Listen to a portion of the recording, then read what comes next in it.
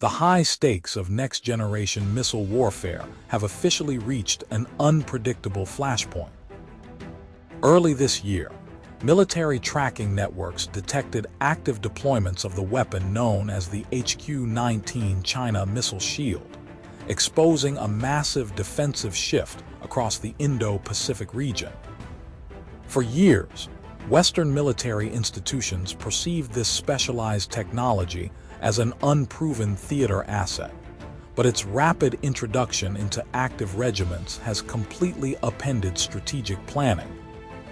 Leading global defense analysts argue that the system creates an unprecedented tactical umbrella, rendering a vast majority of conventional mid-range strike weapons completely useless before they even cross the upper atmosphere.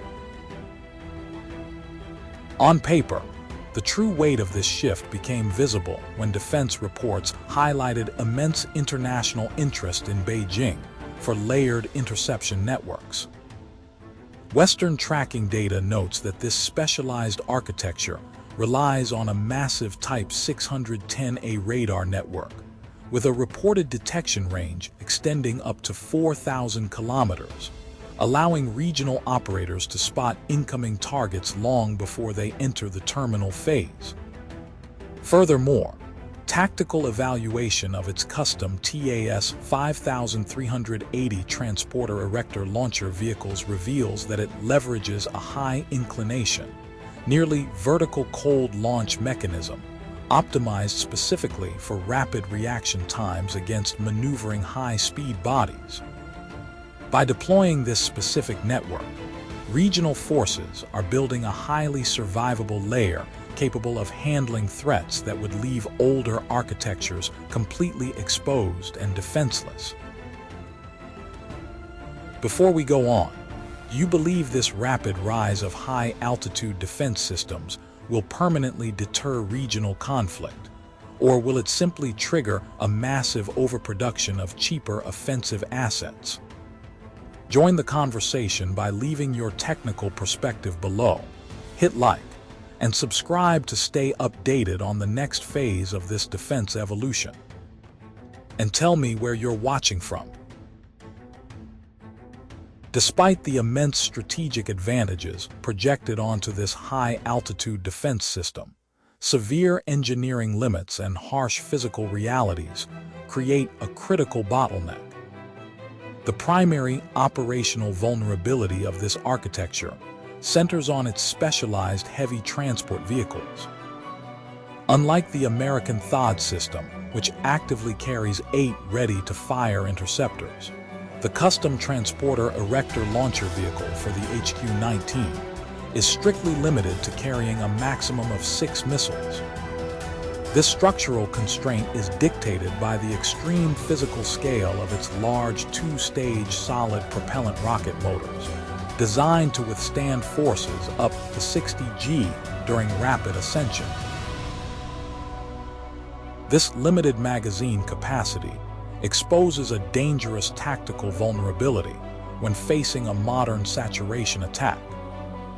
Defense simulation metrics demonstrate that if an adversary launches a synchronized wave of 100 incoming projectiles, comprising 15 true ballistic warheads and 85 highly sophisticated decoys traveling at 10 kilometers per second, a standard high-altitude regiment becomes mathematically overwhelmed. With only 36 active interceptors available across a standard 6-launcher battalion, operators face an immediate and brutal resource depletion, leaving the primary installation completely defenseless against any remaining warheads. Furthermore, this immense network remains highly dependent on external tracking assets for initial target acquisition. The interceptor missile utilizes a side-mounted infrared sensor window to reduce atmospheric thermal noise while tracking objects above Mach 29. However, this configuration leaves the missile completely blind without real-time trajectory coordinates provided directly by the geostationary early warning satellites operated by the Strategic Support Forces. On paper, if an adversary successfully neutralizes these orbital sensors using high-altitude electronic warfare or directed energy weapons, this entire defensive framework is effectively blinded, turning a multi-billion-dollar network of launch tubes into useless ground hardware. To overcome these dangerous saturation vulnerabilities, recent operational updates reveal a massive technological pivot designed to secure this high-altitude network. The core secret of this update lies within the integration of real-time artificial intelligence tracking matrices directly linked to the Type 610A radar network. This advanced computational architecture scans incoming threat vectors and analyzes minute thermal deviations and kinetic flight paths to distinguish true ballistic warheads from lightweight decoys in less than 0.5 seconds. Once the threat is validated, the system deploys its exo-atmospheric kinetic kill vehicle, which utilizes a highly responsive divert and attitude control system to physically crush targets using pure kinetic energy at a combined impact velocity, reaching Mach 15 to Mach 20. Furthermore, regional planners have addressed the physical limitations of the 6 missile launch tubes by deploying this asset within a highly integrated, multi-layered air defense architecture. If a hypersonic gliding vehicle or intermediate-range ballistic missile somehow manages to slip past the upper-tier envelope, the target is instantly handed over to lower-tier systems operating below an altitude of 30 kilometers. These secondary defensive layers utilize the advanced HQ-19 long-range surface-to-air missile networks and the high-mobility HQ-22 systems to guarantee complete tactical redundancy. Based on global defense assessments published in 2026, the strategic impact of this integrated network will rapidly accelerate over the next 3 to 12 months. As these advanced high-altitude batteries achieve full operational capability outside traditional test sites, they will establish an active anti-access zone that severely devalues the conventional intermediate-range missile doctrines of neighboring states. Leading global defense analysts argue that this operational expansion will completely reshape the defensive equilibrium across the region, forcing opposing military commands to rapidly redesign their offensive strike packages. This rapid evolution of the HQ-19 network brings global military planners to a profound strategic crossroad, highlighting a fundamental conflict between two distinct defense philosophies.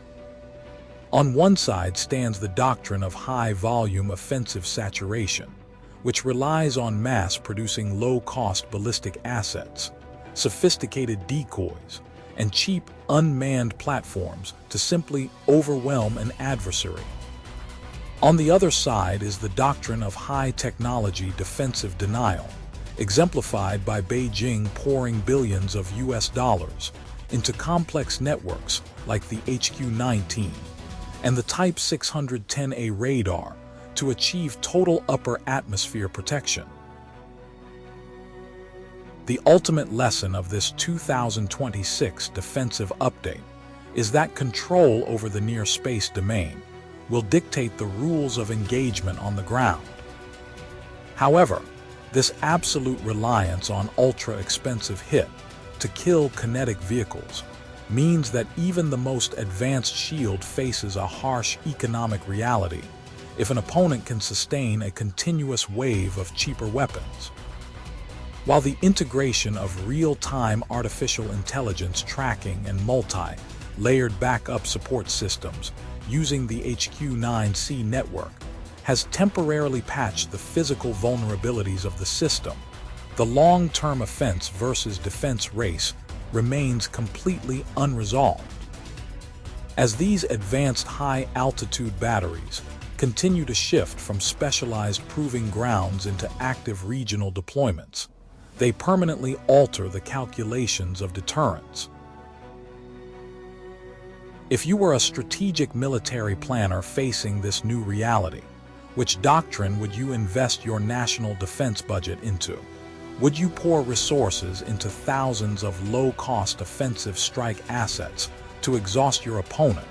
Or would you commit to building an incredibly advanced but highly expensive defensive shield like the HQ-19 for absolute security? Share your technical analysis in the comments below.